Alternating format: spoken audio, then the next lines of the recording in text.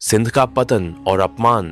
712 ईस्वी में अरब सेनापति मोहम्मद बिन कासिम ने सिंध पर आक्रमण कर राजा दाहिर को पराजित किया। विजय के बाद कासिम ने राजा दाहिर की बेटियों सूर्य देवी और परिमल देवी को बंदी बना लिया। उन्हें युद्ध की लूट मानकर इस्लामी नियमों के तहत लोहे की जंजीरों में जकड़कर दमिश्क खलीफा के पास भेजा गया। रास्ते में अरब सैनिकों की नजरें उन पर टिकी रहीं। 713 में दमिश्क पहुंचने पर दोनों बहनों को खलीफा के सामने पेश किया गया और उन्हें कासिम की विजय की निशानी बताया गया। खलीफा ने उनके साथ निकाह का आदेश दिया, लेकिन सूर्य देवी ने साहसपूर्वक कहा, हम पहले ही मुसलमान के साथ रह चुकी हैं, हमारे शरीर अब शुद्ध नहीं है। यह वही शरीर है जो तुम्हारे वजीर के पाप से दूषित हो चुके हैं। यह सुनकर खलीफा क्रोधित हो उठा। इतिहासकार अल बलाधुरी और उनकी पुस्तक फुतूह अल बुल्दान में इस घटना का उल्लेख है। खलीफा ने तुरंत आदेश दिया कि कासिम को बैल की खाल में सीकर दमिश्क भेजा जाए। कासिम की मृत्यु हो गई और उसकी लाश दमिश्क पहुंची, लेकिन सूर्य देवी और परिमल देवी ने खुलासा किया कि उन्होंने कासिम को सजा दिलाने के लिए झूठ बोला था। इस सत्य ने खलीफा को पश्चाताप और क्रोध से भर दिया। उसने दोनों बहनों को दीवार में जिंदा दफनाने का क्रूर आदेश दिया। सिंध अब इस्लामी कब्जे में था। मंदिर तोड़े जा रहे थे, गुरुकुल जलाए जा रहे थे और ब्राह्मणों को जिंदा जलाया जा रहा था। हर हफ्ते हिंदुओं को जबरन इस्लाम कबूल करवाया जा रहा था। वह भूमि 2 से बारन जा रहा था, जो कभी बौद्ध और वैदिक ज्ञान का केंद्र थी, अब मस्जिदों से घिर गई थी। राजा दाहिर का परिवार नष्ट हो चुका था और सिंध की चीखें भारत के अन्य हिस्सों तक पहुंच रही थीं, लेकिन उत्तर भारत खामोश था। कन्नौज, मालवा और दिल्ली चुप थे। मंदिर लूटे जा रहे थे, लेकिन ब्राह्मण केवल शास्त्र पढ़ रहे थे। बप्पा रावल का उदय। मेवाड़ की चिंगारी। लगभग 730 ईस्वी में भारत का जवाब मेवाड़ की पहाड़ियों से आया। वहां एक बच्चा था जिसे न राजमहल में पाला गया, न ही सुख सुविधाओं में बड़ा किया गया। उसने अपने कबीले को हारते देखा और तपस्या में जीना सीखा। उसका नाम था काल भोज, जिन्हें इतिहास बप्पा रावल के नाम से जानता है। सिंध की राख में एक चिंगारी बची थी, राजकुमार जय सिंह। राजा दाहिर का बेटा, जिसे अरबों ने मृत मान लिया था, वह जीवित था और प्रतिशोध की आग में जल रहा था। महीनों तक जंगलों और रेगिस्तानों में छिपते हुए, कच्छ की पगडंडियों से होते हुए जय सिंह मेवाड़ पहुंचे। उनके साथ कुछ वफादार योद्धा थे, जिन्होंने अपनी आंखों से सिंध में अपनों को जलते और बहनों को अपमानित होते देखा था। 740 के अंत में जय सिंह नागदा पहुंचे, जहां बप्पा रावल सत्ता को एकजुट कर रहे थे। कोई शाही दरबार नहीं, कोई सोने की छतें नहीं, सिर्फ एक चट्टान के नीचे बैठा तपस्वी योद्धा। जब जय सिंह ने कहा, मैं सिंध से आया हूं, राजा दाहिर का बेटा हूं, बप्पा रावल की आंखें खुल गईं। उन्होंने शांत इशारे से जय सिंह को अपनी बात कहने को कहा। जय सिंह ने सिंध के पतन का दर्दनाक वृतांत सुनाया, कैसे उनकी मां मारी गई, बहनों का अपमान हुआ, कासिम की क्रूरता और खलीफा की सजा। यह सुनकर बप्पा रावल बोले, कासिम अब नहीं है, लेकिन उसकी तलवारें अब भी इस भूमि पर चल रही हैं। अब यह सिर्फ तुम्हारा युद्ध नहीं, मेरा युद्ध है। सिंध का बदला मेवाड़ लेगा। युद्ध की तैयारी। मेवाड़ का संकल्प। 740 से 741 के बीच बप्पा रावल ने युद्ध का व्रत लिया। कोई आराम नहीं, कोई महल नहीं। उन्होंने मेवाड़ के हर कोने को एकजुट किया। पहाड़ी गांवों, वीरानों, टूटे हुए कुलों, पुराने सेनापतियों और भिक्षुओं तक संदेश गया। यह युद्ध अब केवल सिंध का नहीं, पूरे भारत का था। बप्पा रावल ने एक गुप्त केंद्र बनाया, जहां युवाओं को युद्ध कला सिखाई गई।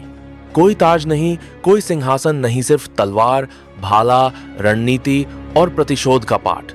पर्वतीय युद्ध, रेगिस्तानी चालें और गुप्त हमले सिखाए गए।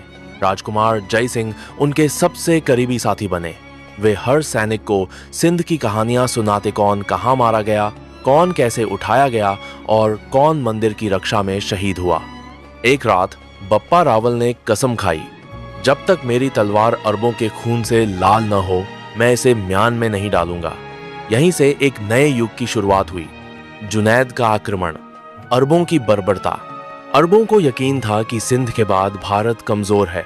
कासिम की मृत्यु के बाद नए सेनापति आए, जिनमें सबसे खतरनाक था जुनैद औल मुर्री।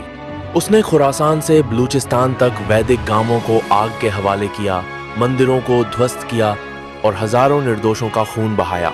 उसका आदेश था जहां मूर्तियां दिखें वहां मस्जिदें खड़ी करो, जहां वेद सुनाई दें वहां अजान गूंजे और जहां हिंदू दिखें वहां तलवार से रास्ता बनाओ। 742 में जुनैद अपनी सेना के साथ राजस्थान की सीमाओं की ओर बढ़ा। पहला हमला भीनमाल पर हुआ। मंदिर जलाए गए, गुरुकुल की पुस्तकें आग में झोंक दी गईं और ब्राह्मणों को मार दिया गया। गुजरात के सोमनाथ तक खतरा फैल गया। लेकिन जुनैद नहीं जानता था कि मेवाड़ की पहाड़ियों में बप्पा रावल शांत नहीं बैठे थे। भीनमाल का युद्ध, पहली जीत। बप्पा रावल ने गुप्तचरों को भेजकर हर गांव से सूचनाएं मंगाई। कितनी सेना, कितने मार्ग, कितने कत्ल, हर नक्शा उनकी आंखों में उतर गया। उन्होंने कहा, भीनमाल में मंदिर जला है, अब वहां से लाशें जलेंगी। उन्होंने अपनी सेना को छोटी छोटी टुकड़ियों में बांटा। अरबों के काफिलों पर गुप्त हमले किए गए। कुओं में जहर डाला गया, खाने पानी की आपूर्ति बंद की गई। जुनैद की सेना जैसे जैसे भीनमाल में बढ़ी, हर मोड़ पर मौत उनकी प्रतीक्षा कर रही थी। 743 में बप्पा रावल ने रणनीति बनाई, पहले थकाओ, बिखेरो, फिर आखिरी वार करो। 740 की एक रात उनकी सेना 4 दिशाओं से भीनमाल पर टूटी। कोई नगाड़ा नहीं, कोई तामझाम नहीं, सिर्फ सन्नाटा और तलवारें। राजपूत सैनिक गलियों में घुसे। बप्पा रावल ने मंदिर की सीढ़ियों पर खड़े होकर कहा, यह युद्ध नहीं, उस बेटी की चीख है जो कासिम के शिविर से रोती हुई गई थी।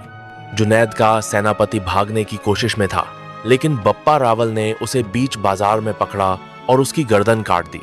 सुबह सूरज निकला तो भीनमाल का मंदिर फिर से खुला। गुरुकुल के बच्चे लौटे और बप्पा रावल की तलवार खून से सनी थी, लेकिन उनकी आंखों में शांति थी। राजकुमार जय सिंह मंदिर की देहरी पर बप्पा रावल के चरणों में गिर पड़े और बोले, आज मेरे पिता को न्याय मिला। बप्पा रावल ने उन्हें उठाया और कहा, यह शुरुआत है, सिंध अभी बाकी है। रेगिस्तान की सफाई, प्रतिशोध की आग।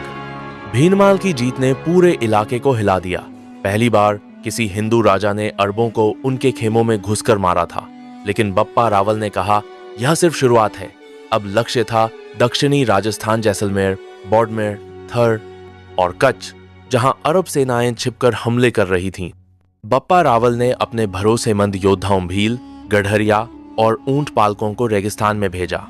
उन्होंने हर कुएं, गुफा और मार्ग का नक्शा बनाया। छोटी छोटी टुकड़ियों में बंटी उनकी सेना ने रातों को धूल उड़ाई और सुबह खून की गंध छोड़ी। 745 में बाड़मेर के पास एक दर्रे में अरबों का बड़ा गिरोह पकड़ा गया जो गुलामों की तस्करी करता था। बप्पा रावल ने स्वयं उस दर्रे को घेरा। सुबह तक रेत लाल हो चुकी थी। कई बंधक हिंदू स्त्रियों को छुड़ाया गया। अब प्रतिशोध सच्चे अर्थों में शुरू हुआ था। सिंध की वापसी, अंतिम युद्ध।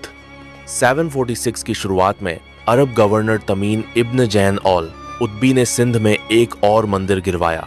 यह खबर सुनकर राजकुमार जय सिंह तमतमा उठे। वे बप्पा रावल के पास पहुंचे।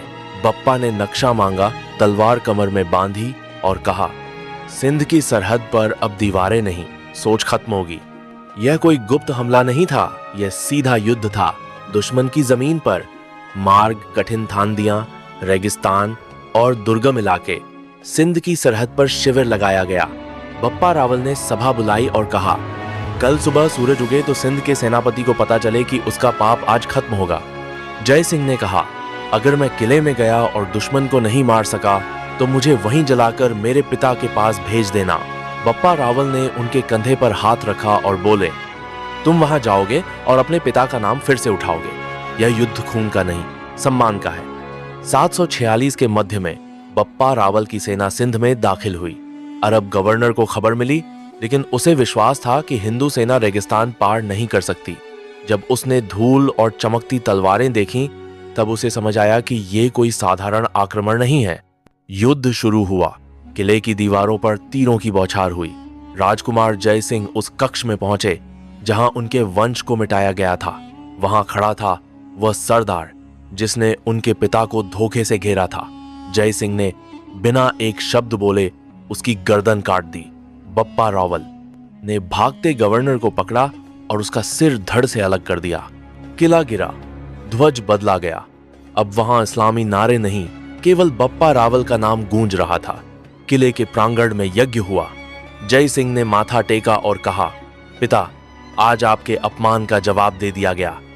स्थायी सुरक्षा, बप्पा रावल की नीति। बप्पा रावल को चैन नहीं था। उन्होंने आदेश दिया, सिंध से पीछे मत हटो।